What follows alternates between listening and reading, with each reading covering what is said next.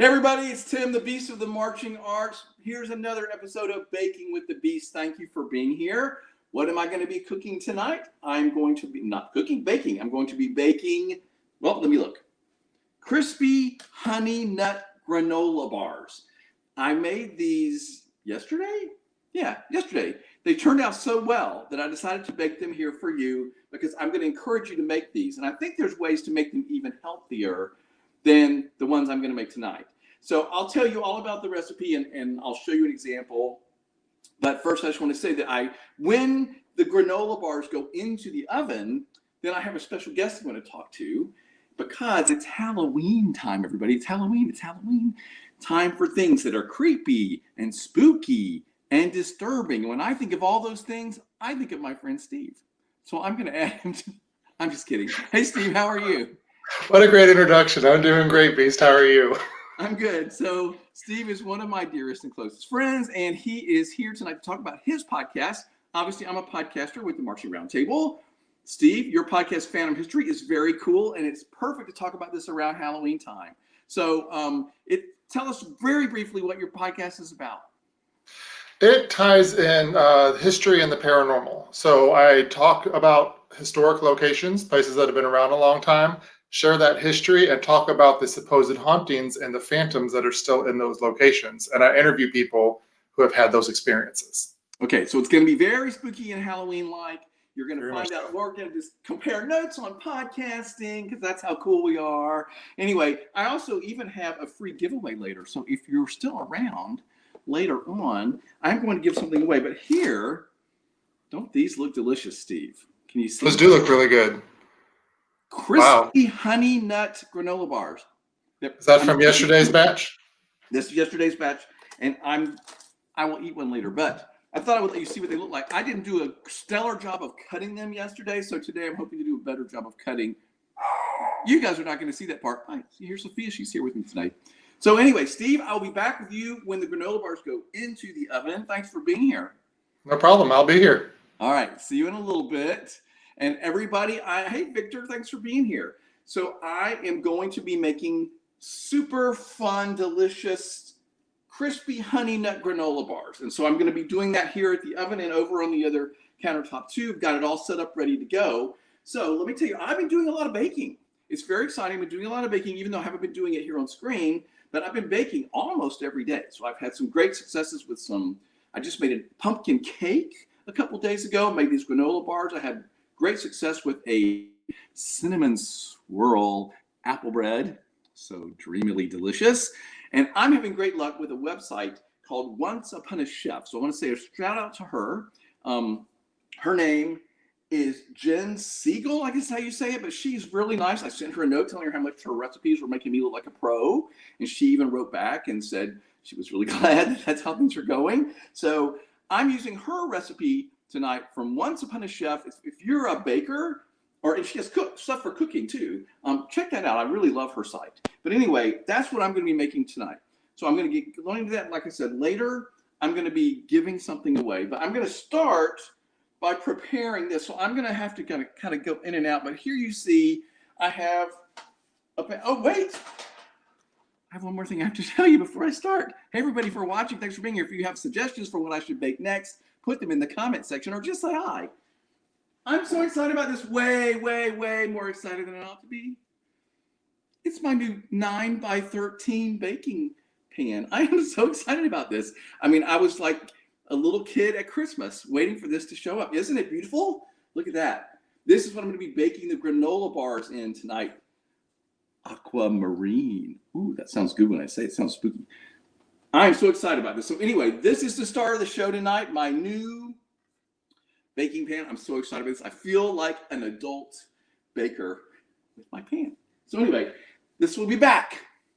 Now, let's start this extravaganza. And so the first thing I'm going to do is it tells me I need to turn on the oven. Always a good idea. Let's see what she say. 350. Going to get that bad boy going. And then look down here and you can see I have just a, cookie sheet tray thing. And I'm going to put a piece of foil on it because what the first thing we do is we're going to toast the nuts. And you know, I'm not going to make any jokes about that. I'm not. I'm just going to leave that right there. But we are going to toast. So I'm going to spread oats, walnuts, and almonds. This is awkward. Onto my prepared baking sheet with my Lunafoil. So I'm going to go get those. Here we go. I'm grabbing them. Okay, so here's the first thing I'm going to do. I'm going to put the oats in. Everybody, I'm making homemade granola bars. They're so delicious. I made them yesterday. Baking has, like I said, all summer has been like my new hobby. It's been something that brings me a lot of joy. It calms me down. The house smells so delicious. So that's what I'm going to do. I'm making homemade granola bars there's like a whole ton of honey in these things. They're so delicious, and that's what holds it together. So anyway, I'm going into the oats, old-fashioned oats, and I'm going to put in that. I'm going to put that on the cookie sheet first. 1.5 cups. So all I'm going to do is I'm just going to spread them out. There's got the half cup thing. I'm just going to dump them. No, I'm going to place them like a professional baker on the sheet. Spread those puppies out. Okay, there's my oats. Everybody still there? Hey, everybody say hi if you're watching. Thanks for being here. I'm making granola bars from scratch. It's very cool. That's kind of the cool baker I am. Anyway, so there that is. Where'd the top to this bad boy go? Here we go. Now I'm going to put a cup of chopped walnuts and 1/2 cup of almonds. So here we go. Here's how this is going to go. Here I bought this little bag. I'm just not going to chop walnuts. I'm not going to do it. So I bought this bag. It's 1 cup of chopped walnuts. Isn't that amazing? We live in that world where you can just go find them. They're there. So I'm going to add these to there. And then I have this, which is, this is a whole cup, but I only need 1/2 cup of sliced almonds. Yeah. So I'm going to I already know that I have 1/2 cup left from when I made this the other day. So I'm just going to add these in. Come on. And then what I'm going to do, I know this is riveting TV. I'm making homemade granola bars, everybody. Thanks for watching. Say hi if you're watching. I'm just going to mix these up, and I'm going to spread them out all over this thing, because what I'm going to do is they're going to toast these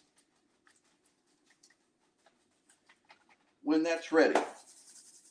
Okay, those are going to toast for 7 minutes, and then I'm going to add coconut. This is so exciting. I'm going to add coconut and then toss it all around. And then I'm going to make a mixture of honey and stuff to go with it. Hi, Ed. Thanks for watching. I'm making homemade granola bars, everybody. And by the way, I'm going to give a giveaway. I'm going to stop everything I'm doing in a minute and maybe I should do it now. Should I do the giveaway now? What do you think? Yes? Yes? I'm going to do the giveaway now. So here's the giveaway. I'm going to stop everything and do the giveaway because also my oven's not ready. So I'm going to be giving away this. When DCI had their big telethon, which, by the way, you can still donate to DCI, dci.org/march-on. We all need to be doing that. If you donated a certain amount, you got the March On shirt. And I have one. Here's the DCI March On t-shirt. I ordered size large. And as much as I love it, I got to tell you, I rarely wear t-shirts that aren't V-neck anymore. So I'm giving this away. So if you're watching this, thanks everybody for watching. If you're watching this and you would like a size large DCI March On t-shirt really fast, start typing in the comments, I want the shirt, and I will send it to you. And then if you're the winner, I'll message you and then we'll figure out how to get it to you. So DCI March On t-shirt, if you want it, size large. If you don't want it, but you know somebody that would love it and they can wear a size large, go for it. Okay, so I've got the granola-y part of the granola in here. And you know what? I'm just going to go ahead and throw it in the oven because I'm just living on the edge. Okay. Oh, Ed, I think you win. Anyway, so I'm going to throw this in the oven and it's going to toast for 7 minutes. And you know what? I don't think I have my phone with me and this is going to cause a problem. So hang on, I'm going to be right back. Talk amongst yourselves. Actually, Steve, I'm bringing you back in. Are you with me? I'm here. Steve, yes. Entertain everybody while I go get my phone. Okay. So have fun. I can certainly do that. I cannot talk about baking because I'm more of an eater than a baker, but I will tell you a little bit about myself. As Tim said, I am a podcaster. I have a podcast called Phantom History. I've had it for about 2 years now, almost 2 years. And what it does is it ties together my love of history and the paranormal. So it's up. that was really, really quick. So I'm excited to talk to you guys about it in Halloween time. That was incredibly rude of me. I'm sorry. But That's Steve right. and I are going to talk about this when the granola goes in the oven, everybody. Steve, thanks for filling time interestingly. I'm happy to be a co-host. You're such an interesting person, but you're gone. Thank you. Okay. Thank you, Steve. You're awesome. All right. So I'm going to put the granola in the oven, everybody. And now I have my phone. So, hey, Siri, set timer for 7 minutes. Okay. 7 minutes and counting. All right. In it goes. I am toasting the oats and the nuts. Can't wait. So the next thing I do is I'm going to put some stuff in a saucepan, which is going to be like the butter and the brown sugar and stuff. So you know what I'm going to do? I'm going to jump over to the other place. Here we go. Can you see? Yeah, here we go. So now on the other side. Hi, everybody. Thanks for being here. Thanks for watching. I'm making homemade granola bars. By the way, I didn't tell you there's a secret ingredient in the granola bars. What's the secret ingredient? Why are they so delicious? Rice Krispies? Who doesn't love Rice Krispies, right? I love Rice Krispie treats. So because this very smart woman who made this recipe, she adds Rice Krispies as part of the granola. It's sort of like part granola bar, part Rice Krispie treat. It's the best of both worlds. I love it. So anyway, this will be going in shortly. First thing I need to do is I'm going to, honey. Okay, I need honey and I need 2 tablespoons unsalted butter. So I'm gonna pull that out. Everybody, I'm making homemade granola bars.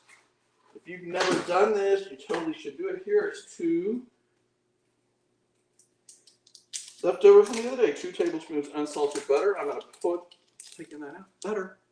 It's delicious, even though it's unsalted, it's delicious. Putting that in, that's in there. Next thing I'm gonna do, a cup of honey. Oh my goodness gracious, can you believe it? A whole cup, wait, a cup? Let me read this right. Half a cup of honey. Half a cup of honey. That could have been disastrous. So here, can everybody see? There's, all right, so here we go, everybody. I think this might deserve a close-up. Putting honey, can you guys see? No. What's going on? Can you see? There we go. All right, so I'm putting riveting TV. I'm making a half a cup of honey for my granola bars. So I'm gonna, this is a little bit of a workout. Can you see the measuring? It's almost getting close. Getting close, a little bit more, there. Half a cup of honey. All right. I don't know about my cinematography skills, but you know, hey, it's just, hey Al, I know I need a new pot. You're totally right. Here's the thing. I'm buying stuff. Like I have my new exciting fancy pan. I'm so excited about. Anyway, but she said use a small saucepan. I don't have one. This is like my hand. I mean, this looks. I think somebody used this on camping trips. Honestly, isn't it pathetic? I can't believe I'm doing this live for all of you to see. But anyway, you're right, Al. I need a new pot. Anyway, this is the one I've got to use tonight. I guess that'll be next on my shopping trip. So I'm going to put the honey in. What I'm going to do is I'm just going to turn it up in here and let it all pour out. The next thing I'm going to do is get 3 tablespoons light brown sugar. Okay, so let me find my tablespoon. It's blue. My tablespoon's blue.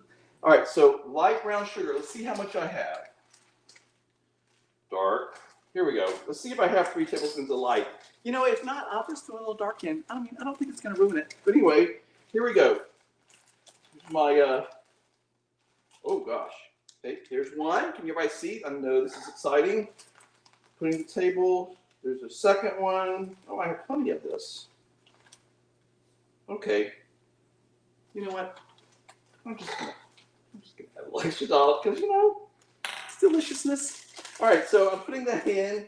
And then, let me see, honey, brown sugar, butter, vanilla extract, and salt. All right, how much vanilla extract? 1.5 teaspoons. Where is it? Did I not get it out?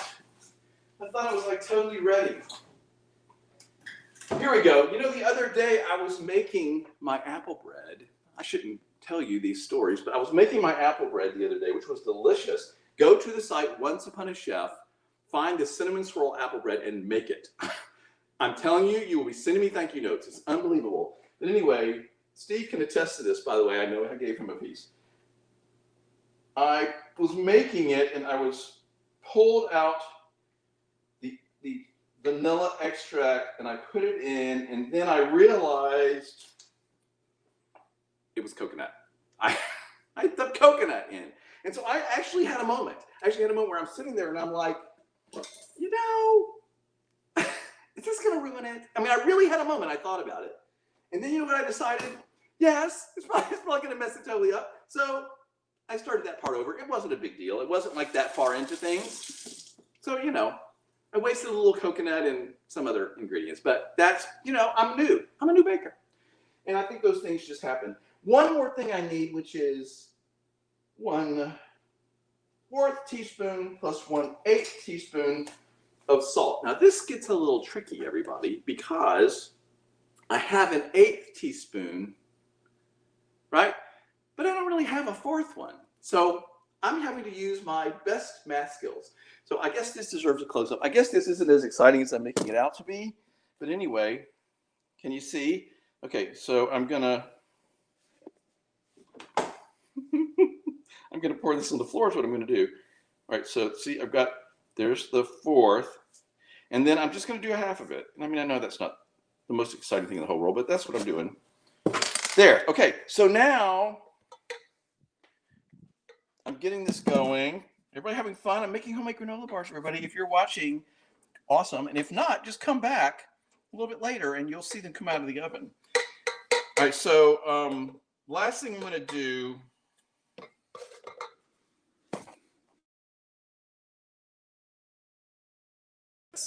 am I still here? Oh, God. Wait a minute. I'm here. Okay, everybody. Oh, wow, that was exciting. Okay. I'm hitting wrong buttons.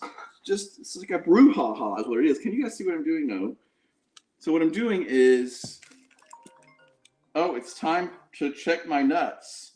And by that I mean it's time to pull the nuts that are roasting. Okay, and at the same time, you know what I'm gonna do? I'm gonna go ahead and put this on here. I'm gonna put this on here because this needs to start melting. Okay, so that's gonna do its magic right there. I'm making such a mess down here. I'm glad you can't see what's going on. All right, so now it's time for coconut. So I'm gonna pull this. This will be exciting because you'll see something actually happen. I'm going to pull the nuts that are toasting. I've got them spread out all over. Oh my God, that smells really good. Okay, so what I'm going to do is add the coconut. So let me look at the recipe. 2/3 cup coconut. So that means I need to get my 1/3 coconut, my 1/3 measuring cup. I know you guys are like rolling your eyes, but hey, this is exciting for me. And then I'm going to get the unsweetened coconut out of the pack. Put that there. More unsweetened coconut just is different from sweetened. I guess that's not a newsflash either, but it doesn't manage the same way. Now what I'm going to do is I'm going to get my spatula. This is really an exciting moment, everybody. Not really, but I'm going to mix it in. I'm going to mix this unsweetened coconut in with the walnuts and almonds and oats that I already have toasting. I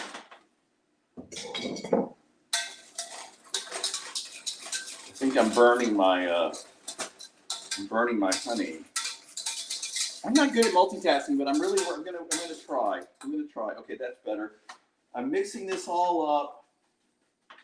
And then I'm going to put it back in for another 4 minutes. Hey Siri, set timer for 4 minutes. Okay, 4 minutes Okay, now what I'm going to do is I have the honey. Hey everybody, I have the honey, the brown. I'm making homemade granola if you're just tuning in. Honey, brown sugar, salt, and something else I know you guys saw me put in. I'm bringing it to a hard boil. Can you see? It's definitely bubbling. It's boiling. It's boiling. It's boiling. I'm whisking. All right, that's good. I'm setting it aside. That's done. I'm going to add that. I'm going to add that a little bit later. Okay, so the next thing that happens is I think I'm waiting on my nuts to toast. I really think I am. So let me go back over here. And you know what? People are going to pull that as a quote from this video, and I'm going to be embarrassed for the rest of my life. But anyway, I'm going to go back over here and check the recipe. Okay, so I think it's time for my big bowl.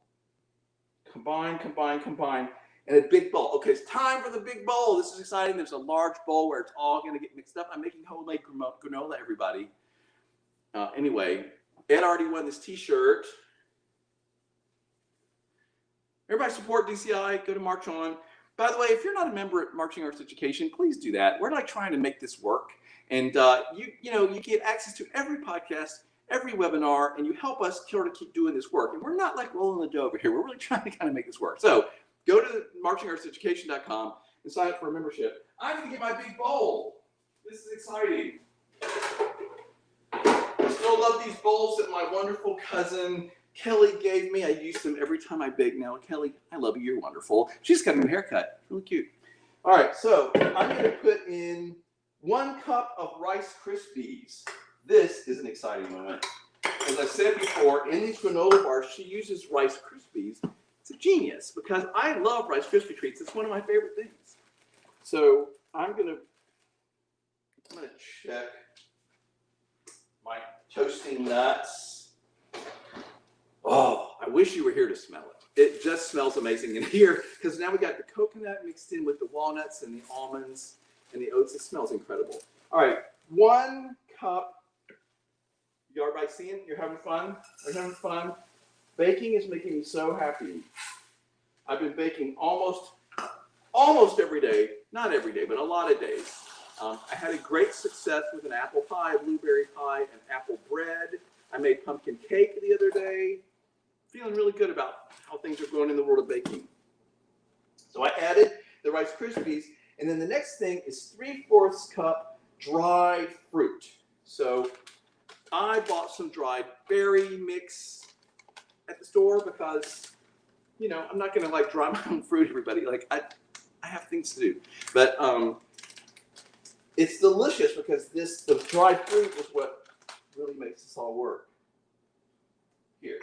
Here's a 1/4 cup. There's 1.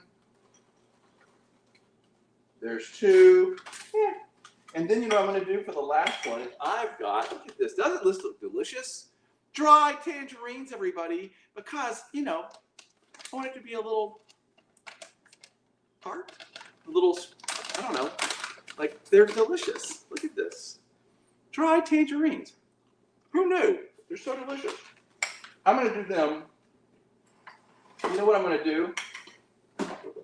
I'm going to cut them down a little bit because they're really too big. So I'm going to take these. You know what I'm going to do for fun too? I'm going to throw in some raisins.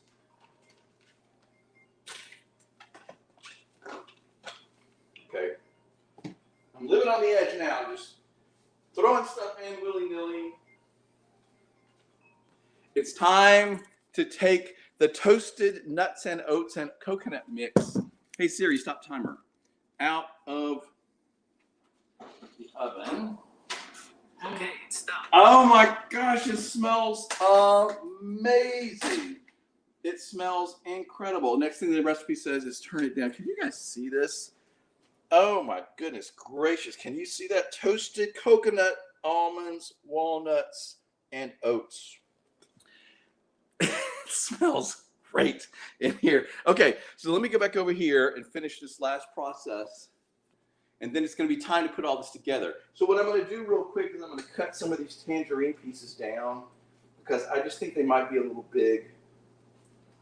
I probably don't need all of this. So anyway, next week we're doing a bunch of WGI stuff. So Bart Woodley of WGI, along with Rosie Queen and Wayne Markworth, are nice enough to be talking to me this week.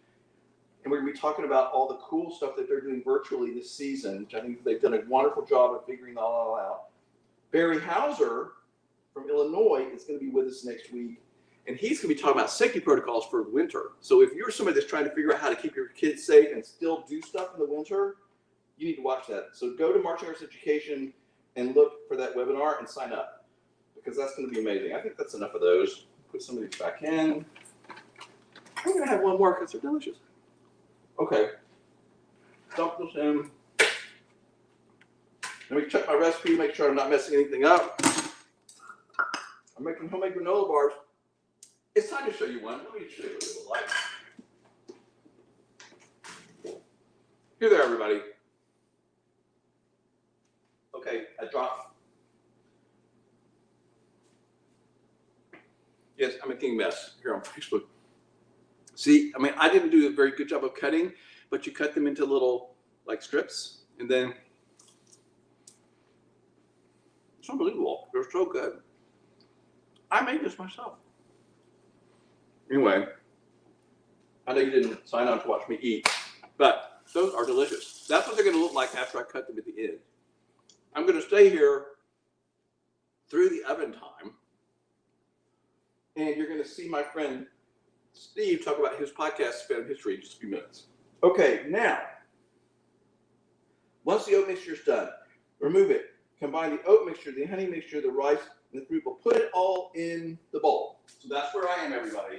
It's time to combine. So first thing we're going to do, I don't know how this is going to go, but I'm going to put the toasted oats mixture. Ow, it's going on the floor. This is not good. I did better yesterday. Okay. Okay, that really didn't work out very well. It's kind of all over everything. Okay, well, hopefully Sophia will not come here. Okay, there's nothing on the floor. It's fine. It's really fine. Okay, so the next thing I'm going to do in my fancy sauce pan is I have the brown sugar mixture and honey and everything, and I'm going to add that in. Oh my gosh, that smells so good. I'm making homemade granola bars. I'm adding, gosh, that smells. I wish you were here to smell that.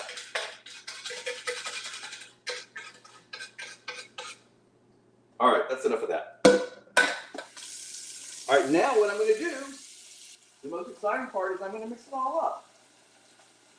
So, I don't know if you can, you guys can't really see this thing. All right, let's try doing this.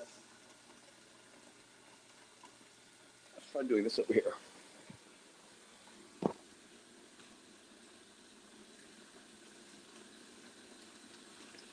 Okay. So what I'm doing is I'm adding it all together. I put the Rice Krispies, the dried fruit, the toasted nut mixture that smells amazing, and then that honey that I cooked and sort of browned this honey. What was in that? Brown sugar butter thing. So as you can see, I'm mixing it all up. I'm taking a minute. I've got to get it all combined and try to get that mixture with the brown sugar and the honey on everything. You can hear Sophia's here with me today. I'm making homemade granola bars. It's just about time for the best part of the whole thing, which is when I'm going to put it in the pan. In just a few minutes, I'm going to be talking to my friend Steve about his podcast. Phantom History, which is perfect topic for this close to Halloween. Maybe I'll get Steve to tell all of us about how he loves Halloween so much. All right, so see, I've got that mixed up. Now what I'm going to do, it's time for my bowl, my new pan to make an appearance. I'm so excited. So I'm going to take the foil. I think I'm in the wrong place. Can you guys see? Yeah. So I'm going to take the foil from the toasted nut thing and put it in my new pan. This is the way the instructions go. So there that is, a little bit over the edge. There that is there. So I'm getting the, my new pan is going to be, because I'm going to put all the stuff in the aluminum foil, and that's where it's going to cook when I'm making a mess. You know what? I'm going to start over. That did not go well. So, hey everybody, I'm making homemade granola. If you're just signing in, I think everybody's like had enough. I'm about to put this in the oven. This is better. Now I have extra to wrap on the sides. Here. Okay, I'm going to go back over here so everybody can see better. Sorry about all the camera weirdness. I think that's better. I think you can see that I have this. Still. And now what I'm going to do is I'm going to take my mixture that I put in the bowl, and I'm going to put it in my new cool pan lined with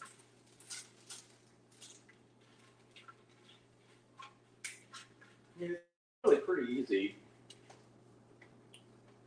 Yeah, and then what I'm going to do is I'm going to take it and I'm going to like level it out and make it one flat surface. So I'm going to sort of push it down, spread it down.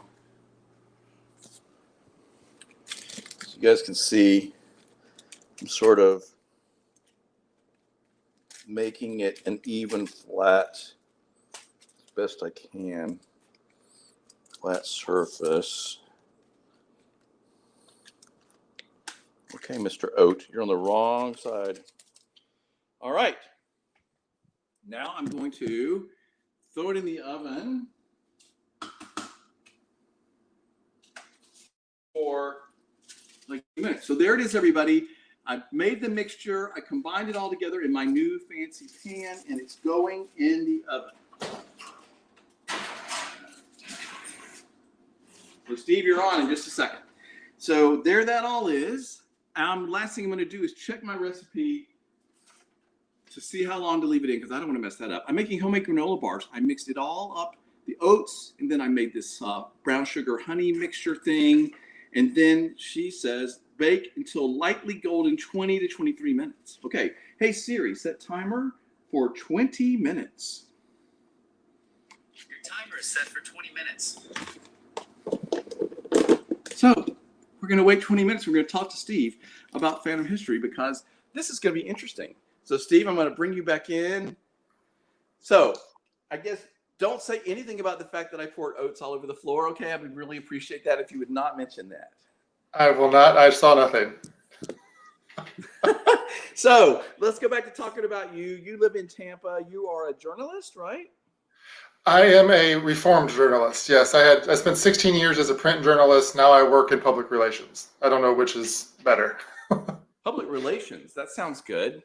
I do. I enjoy it. I work. Like you. Yes, for the most part, yes. And I work for a healthcare organization in public relations. And the podcast I do is a hobby, which is a true passion of mine. So let's talk about it. Phantom History. Everybody can find it at phantomhistory.com. It's also on, isn't it on Apple Podcasts? It is anywhere you stream podcasts, Apple, Google, iHeartRadio. If you search for Phantom History, you should be able to pull it up. Very good. So let's talk about it, because as a podcaster, I know that it's like you figure out what story you want to talk about, you find somebody to talk to or whatever. So how does the process work for you? And why don't you first off remind everybody what the podcast topics are? Sure. As Tim said, it is Phantom History, phantomhistory.com, and you can pull up every episode I've ever done. And I will admit the newer episodes are much better than the earlier ones. Like any podcaster will tell you, there's a big learning curve as you figure out kind of what you're doing and what your formula is. What I discovered works best for me is that I find a location that is historic, or if not historic, that has at least been around for a while. I talk to the people that either live there or work there or have had experiences there. And I tie in the historical facts with the stories that people have experienced that tie in the paranormal. And it's a storytelling podcast. So it's not me interviewing somebody like you and I are sitting here having a conversation. I record the interview beforehand and then I weave it into the story that I share. So it's almost like news clips between the narrative as I tell the story. So it's nicely edited in. So it's a combination of history plus sort of spooky stuff, right? Paranormal Absolutely. stuff, ghosts. So what kind of paranormal stuff are we talking about? It is usually all about the ghosts. There are tour guides. There are people who have worked in locations that talk about their encounters, whether they have seen apparitions, they have heard things, have they caught things on camera. All of that kind of stuff is what these people have experienced. And it's really interesting because not everybody believes in the paranormal, but when you start talking about ghost stories, everybody has a story. Whether or not they believe it or not, they've either experienced something strange that they can't explain, or they know somebody who knows somebody who had something happen to them. And everybody will tell you a ghost story. So does that mean that you believe in ghosts, Steve? You know, it's interesting. I do now more than when I first started this project because I've encountered some strange things. I've had some weird experiences before, like back in my college days and right after college. But, you know, more recently, within the past year, I've seen some interesting things. Wait, now I don't want to hear about the weird things you did back in college. You're not talking. You're talking about weird paranormal experiences in college. Yes, weird paranormal things in college and right after. Those other things are for a whole different discussion. Another podcast, everybody. Okay. Yes. That's cool. Okay, so give us an example of a story somebody's told you that sort of creeped you out or like made your ears tingle. Well, I think, there's so many great stories, and I've been able to talk to so many really cool people. But for me, one thing that creeps me out are children, whether living or no longer. But not that I don't like kids, but for me, there's something very eerie about a child spirit. And I did an interview with a woman who manages Yesteryear Village, which is at the Florida Fairgrounds on the southeast coast of Florida. And what this location is, they actually haul in old buildings, old historic buildings, and they've created like a historic town. So you may have buildings from all over this county. I believe it's Palm Beach, but they're all in one location. So you can see what an old schoolhouse looked like. You can see what an old post office looked like. And one of her stories talked about they were this like a tourist attraction, of course. And some people that worked there brought their kids with them one day and said, you know what, just go play out in the town. Whenever I'm done with my shift, I'll, grab you. They do a lot of reenacting and, kind of show how things were done back in the 1800s. And when the kids came back after playing all day throughout the town, they talked about playing with other children. There were no other children that were there that day. So they did some research and found out that these kids were hanging out by an old schoolhouse and an old boarding house that may have had some spiritual activity. So much so that Yesteryear Village brought in a paranormal investigative team, and they picked up some strange EVPs, which are electronic voice phenomena, as well as caught some strange things on camera. So they're pretty convinced that a lot of those buildings on that side are still haunted. So the idea is that the spirits or the ghosts or whatever, they stay with the building, right? So even if they move the building across the state, the spirits are still attached to that space.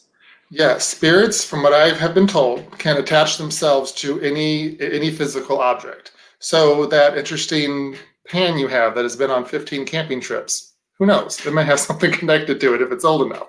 But these buildings, have seen a lot of activity. For example, one of them, again, I'm referring to Yesteryear Village, there's a spirit that resides in one of the attics, and they're pretty sure it's the spirit of a man who hanged himself in the attic in the late 1800s. And they say that he is still there and that you can communicate with him if all of the elements are just right.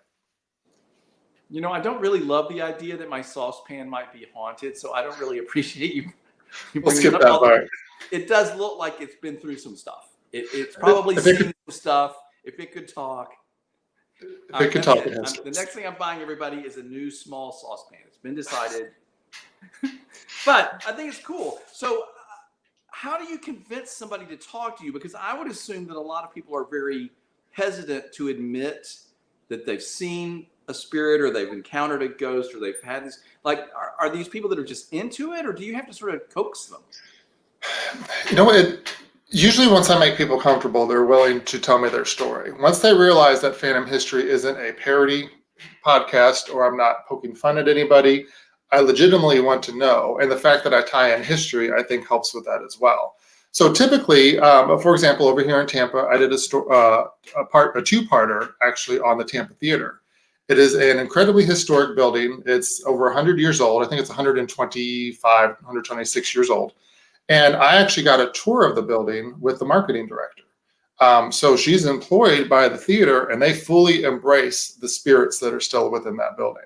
And if you ever get a chance to go to the Tampa Theater, whether to see a movie or to do one of their haunted tours, I definitely recommend it because it is just absolutely beautiful and it has the style of the 1920s. And she talked in depth about half a dozen spirits that they have encountered, that their guests have seen, that paranormal investigators have stumbled upon, and they fully embrace the history of that building and those that came before us. And I think that's what's so cool about this, is that no matter where you are standing in life, somebody has been there before you. The house I'm in now is 95 years old. I don't know who was here before me, but somebody was in this room, 95 years ago. And I just find that fascinating, which kind of fuels the whole Phantom History idea. Who are these people? Well, that's the whole part of the whole allure of history itself is understanding, like, where have we been, where people, and those of us who don't study history are, what is it? We'll have to repeat it. Right. Doomed to repeat history. You don't want that to happen. Which unfortunately is something that we see all around us. But anyway, so it's good to know. It's good to know history. It's good to. I think it's interesting that you're putting this paranormal stories in the historical context. I think that makes it especially interesting.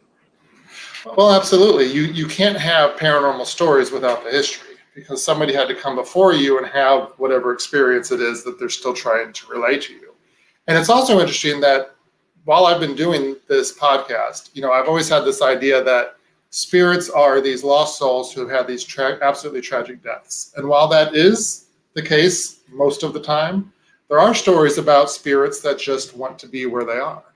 A good example is the St. Augustine Lighthouse. One of my more recent episodes, I talked to one of the tour guides there, and she talked about a very tragic accident, that killed three young people. But the one survivor of that accident lived to be an old woman. And they say that they still see her spirit at the lighthouse because she wants to be with those who passed before her. Even though she didn't die tragically, she still may be tied to the lighthouse because that's where she feels the most comfortable. Wow. Yeah, so it's really interesting to see how I think that the essence of who we are here, in our world, wants to stay bound sometimes to what we find comforting and what we feel is truly related to who we are. And that's the story of one of the stories of the lighthouse in St. Augustine. Interesting.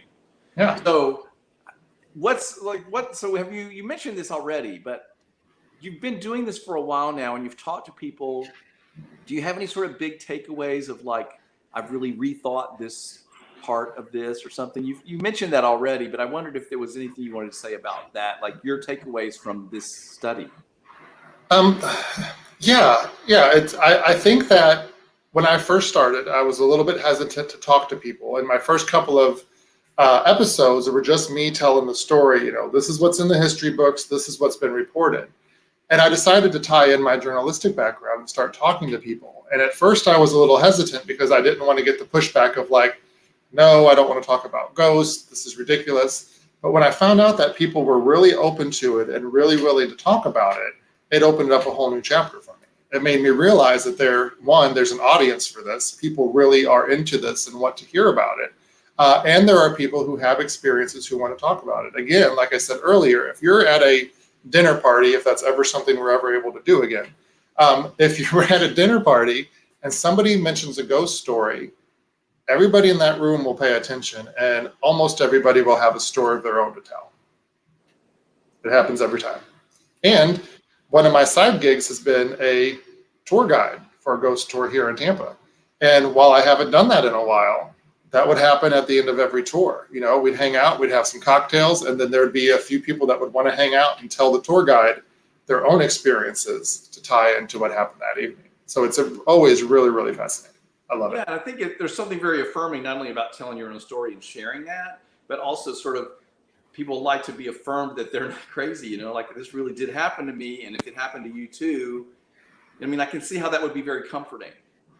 Yeah, absolutely. And I think that more people, some people are more open to these experiences than others. You're always going to have skeptics, and that's with anything, whether you're talking about the paranormal, well, spirituality, religion, whatever it might be. You're always going to have skeptics about everything. But I believe with anything, if you are open to the idea, especially when it deals with the paranormal, whatever the paranormal is picks up on that and is willing to show itself to you. And I think that's why I've had more experiences since I started the podcast, is because I've been more open to it and I've heard more stories. And I've had investigators tell me that as I become more open, I will likely experience more unexplainable things. Okay, good to know. Not to creep you out too much, but Yeah, no, it's okay. I believe it's a real thing. Around you, I'll just have to kind of, you know, keep an eye out for the spirits. No, it doesn't. I'm not really afraid of that. I think it's very cool, and I do think it's, you know, I love that you talk about how you make people comfortable, and then they trust you. I feel like that's one of the things I'm proud of for my podcast with the Marching Roundtable is after all these like over 900 episodes, people know that I think they really know that our heart's in the right place. We're trying to just help people, and we're not out to get anybody, and so they're willing to talk to me. So it's very rare that somebody will say no anymore. Not that they ever really did, but Yeah. you know, And that's nice that you can be the kind of person that people feel comfortable they can trust and they do want to tell their story to. well, of course, I want everybody to be comfortable in the conversation, and they also get comfortable when I tell them that it's not a live podcast. You know, I'm recording the conversation. If they get tongue-tied in their story or they can't remember something, they can gather themselves and rephrase it, and then I'll use that clip for the story. And I always do like a pre-screener. We have a conversation. I tell them what to expect, what I'm going to do, and then we schedule the interview so there's no really shock value. It's a very, very comfortable process. And I encourage anybody who's watching this, if you have a story or an experience, let me know, because I would love to talk to you about it. I'm always looking for new stories. Phantom History Podcast, everybody. This is Steve Blanchard, and he is the guy that does it. And it's very interesting. Go to phantomhistory.com to find it. Look for an episode that looks interesting to you and check it out. I think it's great that we're having this conversation, as I said before, Steve, around Halloween, because this is a time when people like really enjoy spooky stories and they start thinking about all that kind of stuff. And so it seems the perfect time for Phantom History. I'm sure you're going to have an uptick in listeners over this time. I hope so, and I absolutely love Halloween. It's the favorite time of year for me. So I think this is why Phantom History is so much fun for me to piece together, because it's my own piece of Halloween all year long. So since you mentioned Halloween, I was gonna venture into facial hair discussion, but I think that kind of goes without saying. We don't need to talk about that necessarily, although I do think you have quite the fierce beard going on there, Mr. Steve.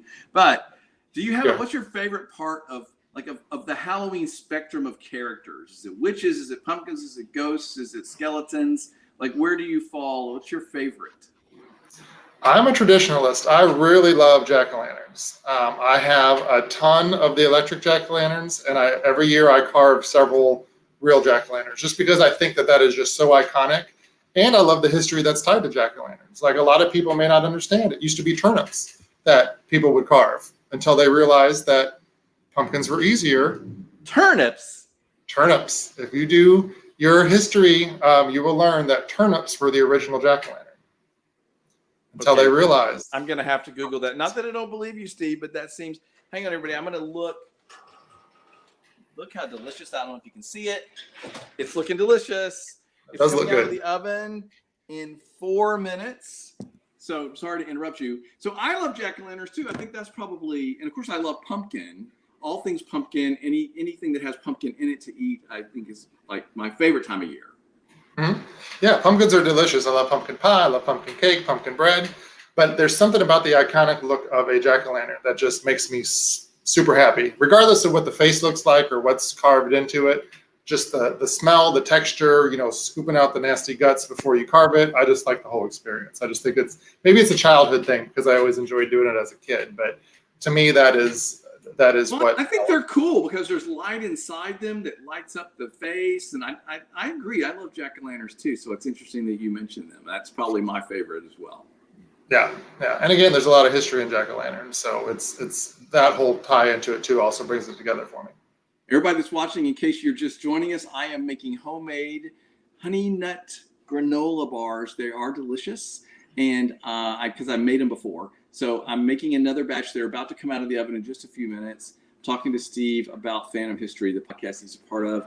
Steve, I think you haven't tried the granola bars yet, so I'll make sure you get some of those and you can see how they go. Thank you. Any comments about the Beast baking?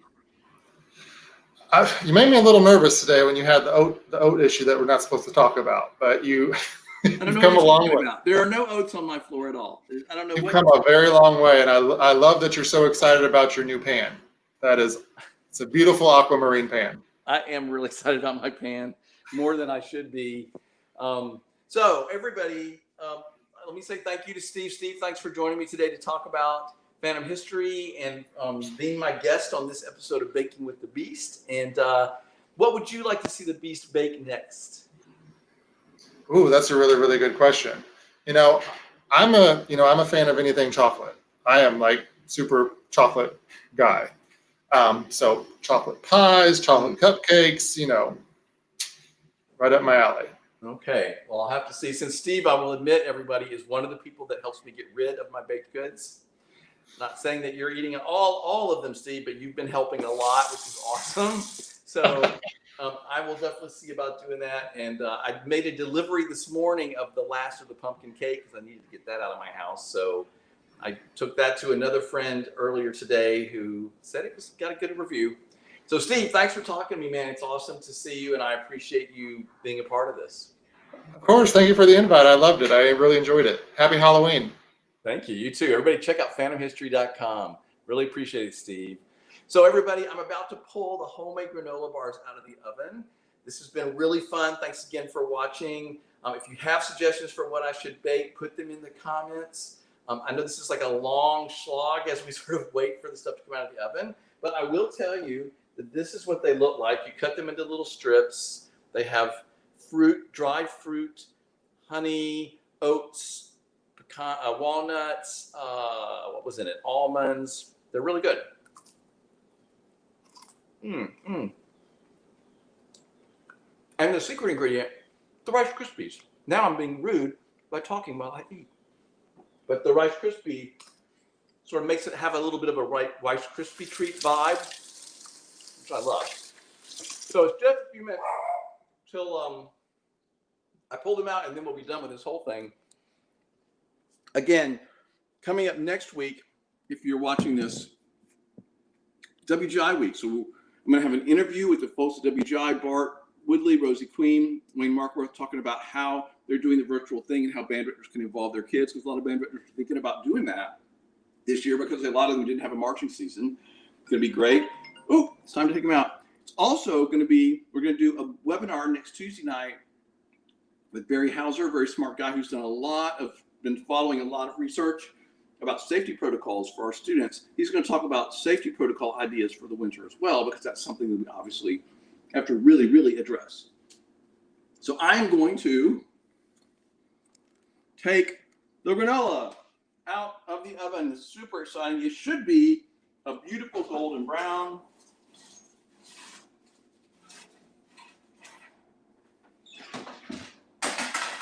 Oh my goodness, does that look good? Let me see if I can get a close up. First off, there's my beautiful aquamarine pan that I'm so proud of.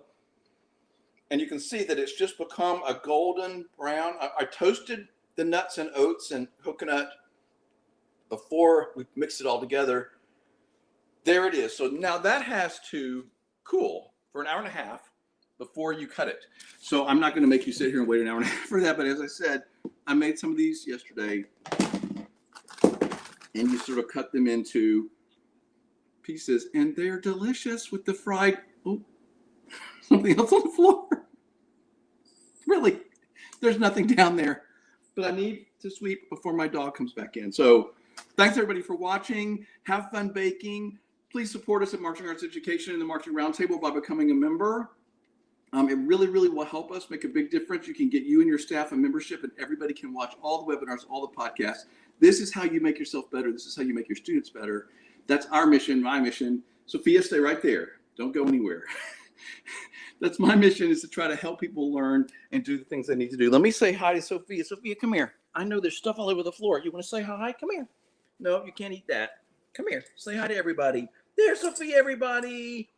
Thanks for watching, everybody. You're awesome. Nope, stay right there. I am going to now get a broom. Thanks, everybody, for watching. You're awesome. Have fun baking. Take care of your students. Make sure every student is taken care of. You're doing a fantastic job. You're my heroes. Instructors, designers, band directors, you're the heroes right now. I know how hard you're working at school. I know the long hours. I know how very, very hard it is. You're awesome. So keep your designers in mind. Keep the businesses that support us in mind. Buy some sort of set of flags or something, or practice uniforms or spirit uniforms or whatever. Let's keep these businesses around. And thanks for watching. Everybody have a nice, awesome day.